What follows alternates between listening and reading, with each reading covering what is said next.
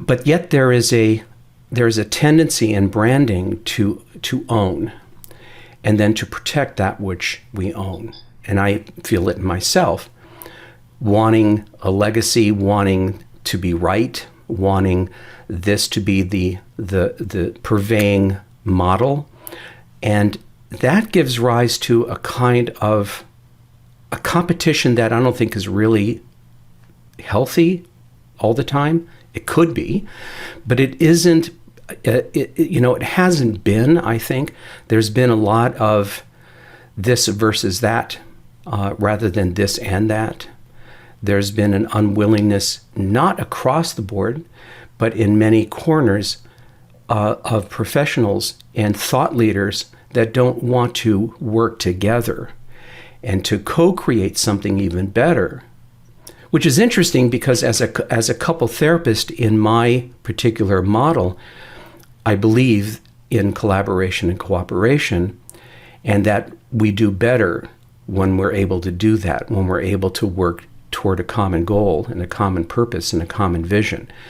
But it's very hard at this point in our field to get that to happen because of the jealousy, and I say that with a small j, jealousy of protecting our own against somebody who would take and prove us wrong, that the field suffers from a lack of collaboration that I think science in general is able to do better.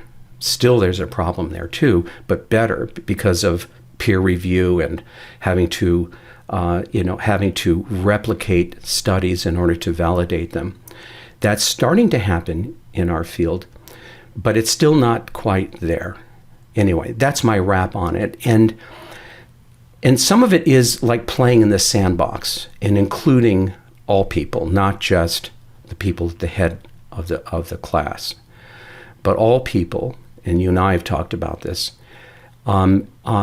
utilizing a vast brain trust of people who aren't, in the lecture circuit, aren't the first people to be invited, to a conference, although conferences seem to be going by the way of the dodo in some ways since COVID, but I think you know what I mean. And that it's the usual suspects that are basically the speakers and the leaders and the thought leaders, and there are so many people like yourself and others that I know who are wonderful and have great things to say, and some of them are counterculture to the prevailing ideas and prevailing, conventional wisdom of our field.